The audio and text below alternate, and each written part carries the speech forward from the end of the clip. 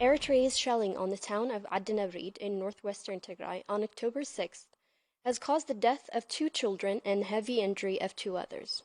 Our reporter spoke with the brothers who lost limbs from the shelling in Suhul hospital in Shira, who endure unspeakable pain due to the insufficient treatment in the hospital. For Abil Zagaw's reports, Salamit Khalai.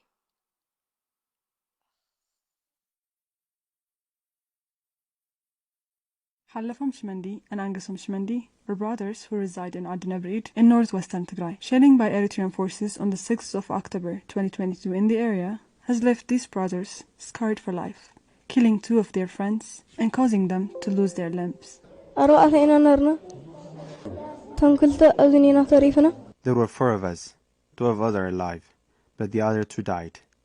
One died immediately and the other reached Tushir hospital but couldn't make it out alive. Marek was 9 years old and Nathaniel was 6. We were playing when it hit. 2 of us are amputated. The other 2 are dead. They were my friends. They are dead now. Halafam says getting back to their normal lives seems impossible to them now. I have lost my left hand and my right leg. We were raised happy. We still want to run, to play, and to do what every child does. I think we'll go back to school, but no more running. Angusum also says their mother does not know their whereabouts, as it was neighbors that brought them to the hospital. My mom doesn't know we are here. We were hit while playing. Then people brought us here. She doesn't know where I am. I don't know where she is either. Medical Director of Suhul Hospital in Shira, Dr. Fissahatzion Gabramedin says the hospital suffers from lack of medical supplies to treat the victims and called upon the international community to ensure the delivery of medical supplies into Tigray. There is no medication, and everybody knows this. We have still hopes on the international community. We call upon the international community to pressure the Ethiopian government and bring us a solution. We are barely treating patients here. Since the start of the new round of invasion in August of this year, Ethiopian and Eritrean forces have conducted multiple aerial attacks and artillery shelling, leading to the death of numerous civilians and the destruction of civilian property. Many have lost their family members in indiscriminate shellings across towns in northwestern Tigray launched by the Eritrean forces on civilians. Among many of those killed and injured in shelling, children make up a handful of the number. Our reporters have visited a hospital in Shira and to speak with the victims of these attacks. Sarah Kalali reports.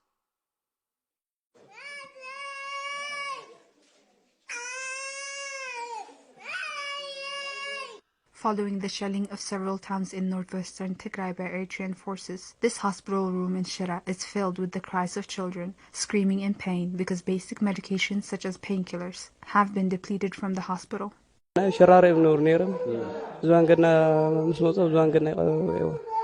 live in Sharara before, but then they fled to Zibangadana, and that's where they were hit. Displaced from their homes, not only are these 2 children dealing with the torment of losing their mothers at a young age, but also had to sustain heavy injuries themselves. We were displaced from Adukurai and journeyed to Maisaglai. We spent 2 nights there, and on the 29th of September, they were killed. Displaced from their homes, not only are these 2 children dealing with the torment of losing their mothers at a young age, but also had to sustain heavy injuries themselves. He was hurt after being hit in the shelling. His mother were carrying him on her back, but she died. I found him there, and it was his grandfather who had brought him here. His mother had 4 other children, whom whereabouts remain unknown. He keeps calling for his mom. He keeps asking me to take him to his mom. I found my 8-year-old daughter and wife dead, and him lying there full of tears. When I picked him up, his clothes were covered in blood. My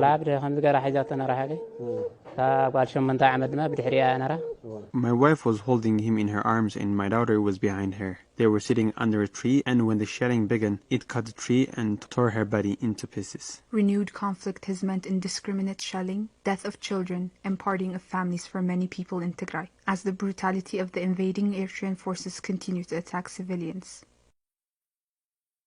The External Affairs Office called on the UN Secretary General to provide the International Commission of Human Rights Experts on Ethiopia with all the necessary resources to conduct investigations on atrocities in the war on Tigray. In a statement issued regarding extension of the mandate of the Commission, the office said extending the mandate without providing resources would be futile. Sablork Lama has the details.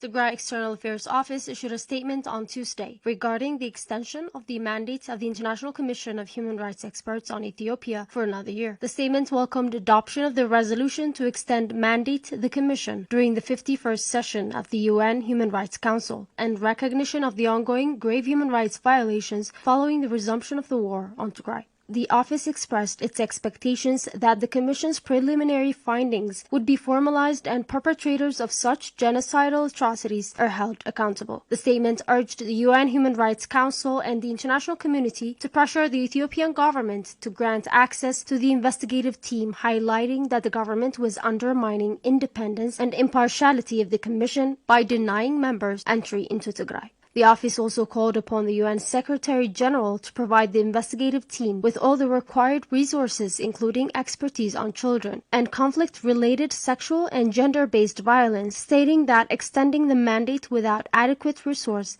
would be futile. The statement finally reiterated commitment of the government of Tigray to cooperate with the Commission for an independent investigation. Ambassador Fisahas Gadom, representative of the government of Tigray, had a brief say with our station, where he stated nearly all the African nations represented on this council's vote against the resolution to extend the Commission's mandate signifies the country's disregard to internationally recognized human rights. Sablork Lama has more. In a brief stay with our station, Ambassador Fisahas Gadom, representative of the government of Tigray, said nearly all African nations voting against the resolution to extend mandate of the International Commission of Human Rights Experts on Ethiopia implies their indifference to basic human rights violations in Tigray. Not only voting no, the African Union have looked the other way. Genocide is being committed against fellow Africans. The African Union and its commissioner have taken a lead in blessing this genocide. The old idea that the one who, I think it goes like the one who lives in a glass house shouldn't be first one to throw a stone or what have you. Every African country, especially these 13 countries that are a member of the Commission, feel one of these days they could also be accountable for human rights issues. You don't think these countries do care about human rights issues in Tigray. They don't even care about their own citizens' human rights. Therefore, we are not proud of what Africans are doing. When I speak to Western diplomats, and we complain about their lack of reaction to what's happening, then they say, look what the Africans have. They could not even support you when we are presenting a draft resolution on our part. Therefore, it is a shame, but that is how African politics is. Ambassador Fisahas stated his belief that despite efforts by the Ethiopian government, the Commission would call what is unfolding in Tigray by its name. And therefore, we have now the extension of the mandate of the Commission for 1 year. And I have no doubt that at the conclusion of their term, they will unequivocally conclude that genocide has been committed in Tigray. We know the Ethiopian government will do everything for this not to happen, but it is beyond its control. Therefore, the extension to us is a huge step in as far as investigating genocide is concerned. He also added that even though some positive changes are visible regarding the international community's response to the humanitarian catastrophe in Tigray, much more still needs to be done to avert the calamity in the region. In the last few weeks and days, there have been some concrete, what I consider positive signals and steps by the members of the international community. So the international community is not doing as much as should do in terms of humanitarian access. It cannot do enough. It hasn't done enough pressure for cessation of hostilities to be agreed upon. Why? Because they believe that the survival of Abiy is a priority to them than the perishing of millions of people in Tigray. The ambassador finally stated that the international community has to ensure justice and accountability. And it's always post-genocide that the international community awakens and says never again. And therefore, those who committed genocide never survived. If they do, it was a matter of time. In the history of genocide, there has never been where a genocidal government has negotiated its way out of this crime with its victims. Abiy and Isaias know this. They have committed genocide. At the end of the day, they will be held accountable. Tigray television has spoken with several Eritrean prisoners of war who say that they'd been conscripted and put in prison to later be forced to enter battlefields. Here's what they had to say. Several prisoners of war that Tigray television has spoken to say that the Eritrean government is implementing tactics of terror on its own people to manipulate them into getting into war. These tactics include imprisonment, torture, and threats, they say. Salah Abdo Muhammad is an Eritrean prisoner of war who says he'd been imprisoned before he was suddenly forced to fight in this war. أنا ما كنت مع في الدش العسكري في الدش معناتها كنت هربت منهم. I escaped from the military, but then they caught me and put me in the prison for 4 months. Afterwards, they brought me here. I didn't know what we were getting into. When I asked others, they said that we will only be taking training, but they ended up forcing us into the war. The prisoners pointed out severe penalties and sufferings await anyone who attempts to oppose or question the orders from the government. باختيارك ما في اختيار هناك. تمشي مجبور أنت لو ما مشيت يجي يقفل بيتك. We don't have an end goal or a choice. We are simply forced. If we don't do what they ask of us, they lock our homes, throw our kids and wives and the rest of our family members out. If you happen to have parents, they imprison them. The rules are pretty clear. If you do not obey their orders, there is no guarantee to what happens to you. Mass media نكاتتنا بتعامل لجرم عبديك ستايكا يبلي تسب لك كم زي تريو عبد تقاوم تناي. The people in Eritrea are against the authoritarian regime ideologically. However, no one had the intention of opposing the system by any means, knowing that it all comes down to severe consequences. The people outside Eritrea are free to say whatever they have in their minds, and so they do. We watch television broadcasts, programs by the opposing parties, as to why the life of Eritrean youths are being wasted on this war. We feel what they say and approve it at heart, but we can't do anything about it. You can't say anything to criticize the government, and if you do, you're bound to go to prison and suffer the consequences. Another prisoner of war, Idris Muhammad, says he had little knowledge of what he was getting into. He says that they weren't made aware of the objectives of the war or even where they were being taken. لا عندنا هدف لا شيء ناويين نسويه معناتها ما عارفين ذاته لما جينا من قحطيلاي ركبنا في العربات. We didn't have any objective or plan when entering this war. When we left Gahtalai, we didn't know whether we were going for training or war. There is one thing that we were told. If you get caught, we would be executed, and that we should kill them before they do. Idris added that there would have been no way for them to participate in this war had they found out the sham of it. نحن لو كنا نعرف الهدف قبل ما نقوم في محلنا كنا تكلمنا أو هربنا. Had we learned the purpose of this war earlier, we would have opposed it or escaped somehow. The Tigrayan people are within their jurisdiction. They are fighting for their survival. But our presence in this war was uncalled for. One with no objective cannot achieve. Lastly, the prisoners called on the people of Eritrea and Ethiopia to prioritize the prevalence of peace and stability and work towards common good. والله أنا أوجه للشباب وخاصة لكل المجتمع مش الشباب لكل المجتمع الموجود الشيء أنا ما منه هدف ما منه كير وكاسة الجار جار.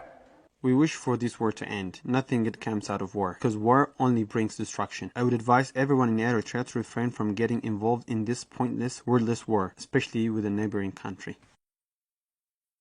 In a joint statement issued on Wednesday, the United States, United Kingdom, Australia, Denmark, Germany, and the Netherlands called for an immediate withdrawal of Eritrean forces from Tigrayan territories. The countries called on Eritrea and other foreign actors to stop fueling the war on Tigray.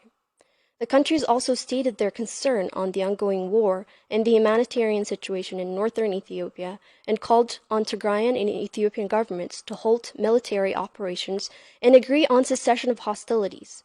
They also called for unhindered and unsustained humanitarian access to millions in need. The countries condemned violence against the civilian population while also expressing their concerns about the reports from the International Commission of Human Rights Experts on Ethiopia that found reasonable grounds to believe that war crimes, including the use of starvation as a method of warfare in the war on Tigray, have been committed.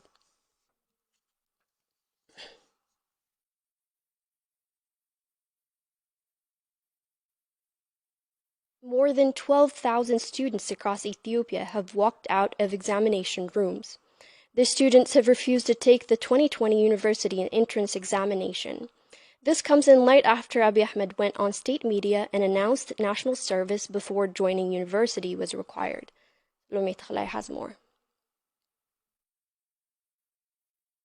More than 12,000 students across the country have refused to take the 2022 university entrance examination. The examination was first of its kind in that it took place in universities throughout Ethiopia. መጀመሪያው ፈተና ካለፈ በኋላ ተመልሰው እንዲገቡ በአገር ሽማግሌዎች በሃይማኖት አባቶች የቀረበውን ጥሪ ተቀብለን ወደ ከ7000 በላይ የሚሆኑ እንደዚህ ተገደው የወጡትን እና መግባትና መፈተን የሚፈልጉትን አስገብተናል።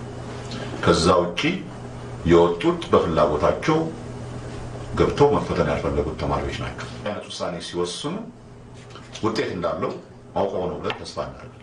ከፈተና ተገቢ ባልሆነ መንገድ ራሳቸውን ያገለሉ ተማሪዎችን በተመለከተ መቅደላ አምባ ዩኒቨርሲቲ መካነ ሰላም ካምፓስ 1700 ተማሪዎች፣ ከደብረ ማርቆስ ዩኒቨርሲቲ 1226፣ ከባህር ዳር ዩኒቨርሲቲ 2711፣ ከደብረ ታቦር ዩኒቨርሲቲ 7150 በጠቅላላው 12787 ተማሪዎች ፈተና ሙሉ በሙሉ ወይም ውስን ፈተናዎችን በመውሰድ ጥለው ወጥተዋል።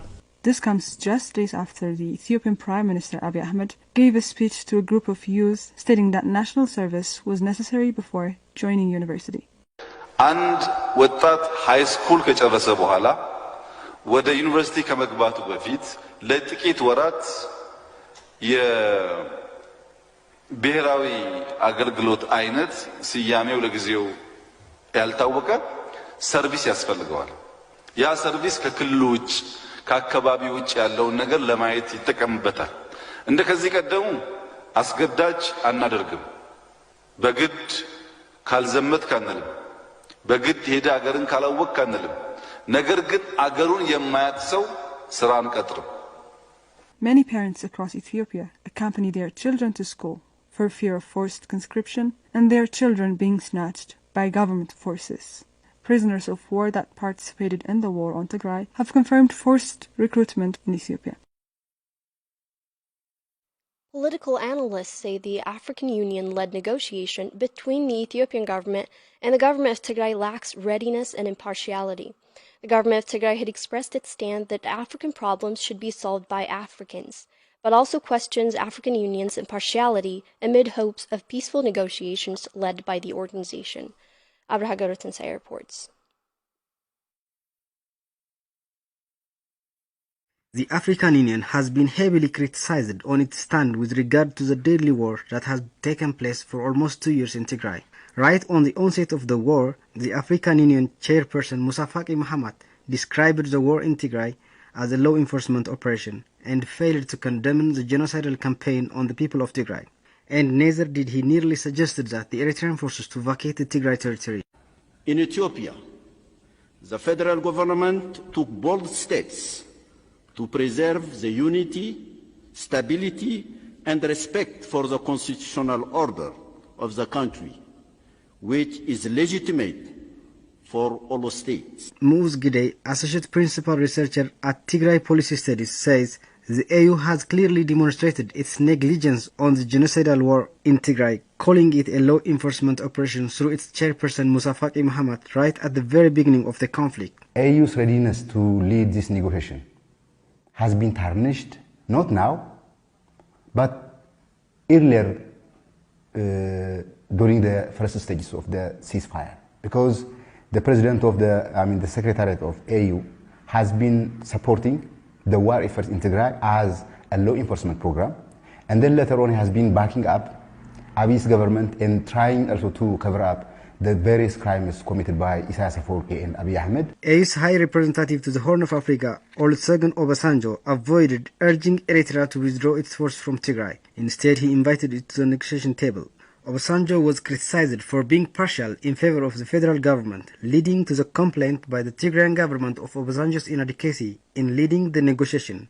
Alex Doal, Executive Director of the World Peace Foundation, also says that Obasanjo achieved nothing in 13 months except for facilitating Abiy Ahmed and Isaias Afwerki's plans to contain Tigray under military confinement. We've seen General Olusegun Obasanjo in post as the High Representative of the African Union Commissioner for 13 months, during which time he has not managed to achieve a single face-to-face meeting between the parties. He has been extremely lackadaisical, clearly partisan, and the suspicion lingers that his agenda is really to smooth the way for the Ethiopian government, hand in hand with the state of Eritrea, to impose a settlement on Tigray at the point of a gun.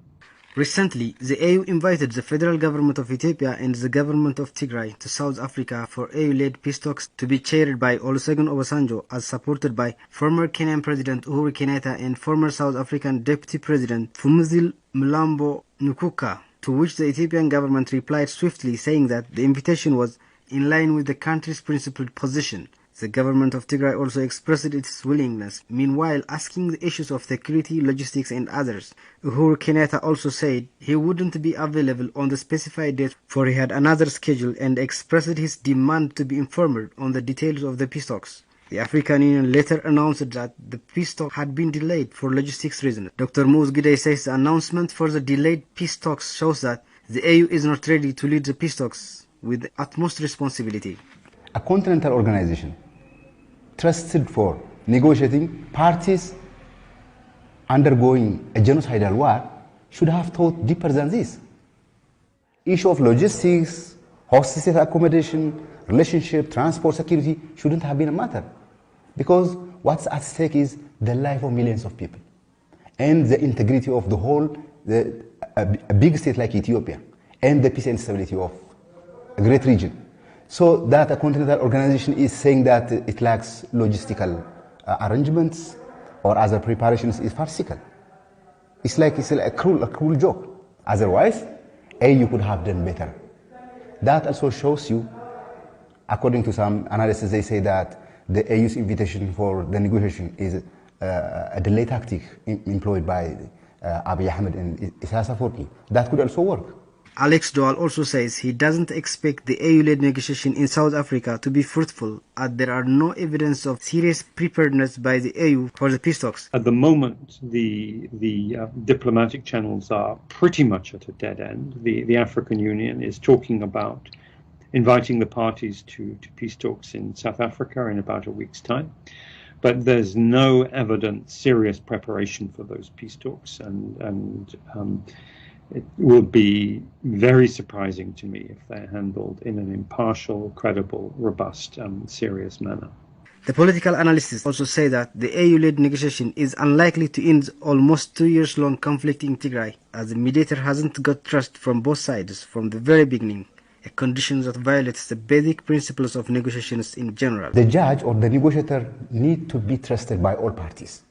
They have to invest their confidence in him or in her, so that the peace process can go on, and so that a negotiated settlement of problems a negotiated identification of problems and resolution of major challenges.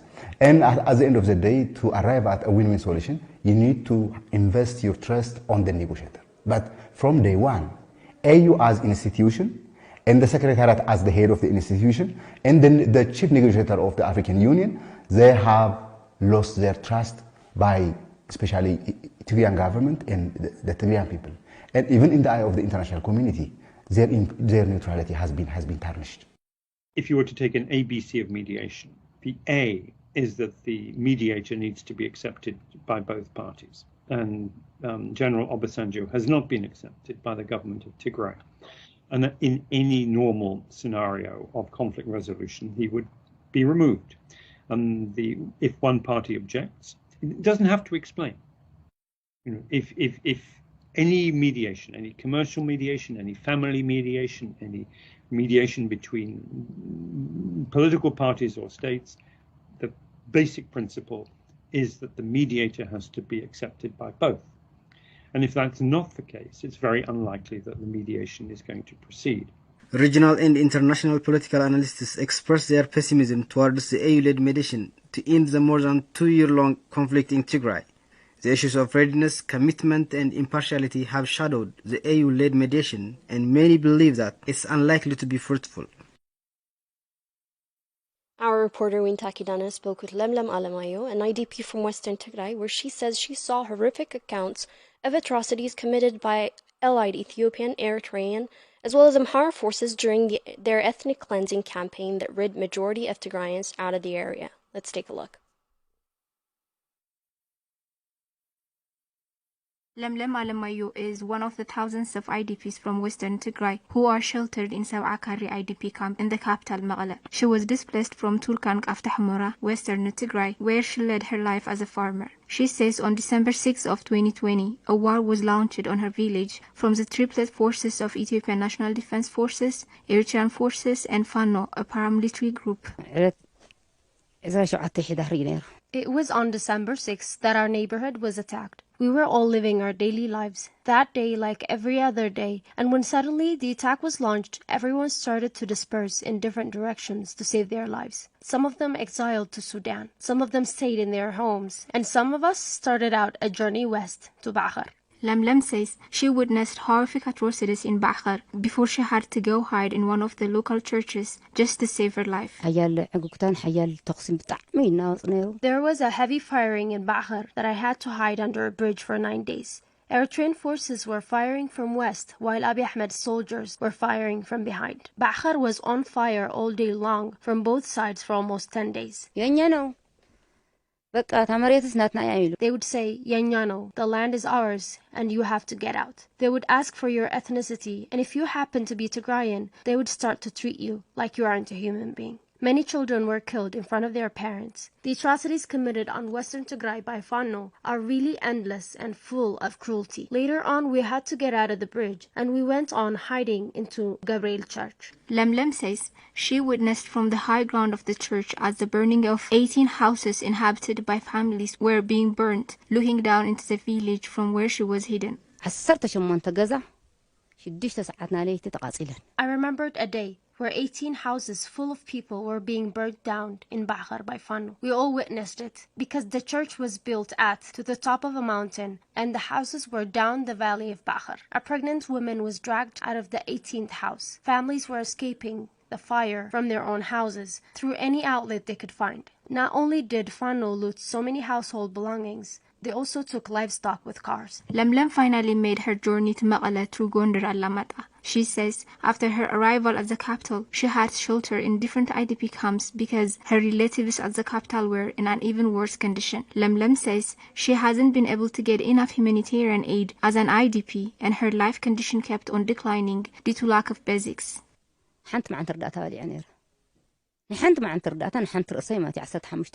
During my first 6-month stay in Mekelle, I was only able to get food aid of 15 kilograms, just only once. Then I got sheltered in this IDP camp on the 15th of September. Ever since then, I am receiving insufficient amount of aid. We have a problem of water. Animals like hyena and security issues threaten our lives every day. As her message to the international community, Lemlem says she has nothing to say to the world that has chosen to keep quiet, regardless of the situation in Tigray. I don't think the international community really feels the pain we had to go through and we are living in now. They have chosen silence, so I have nothing to say to the international community.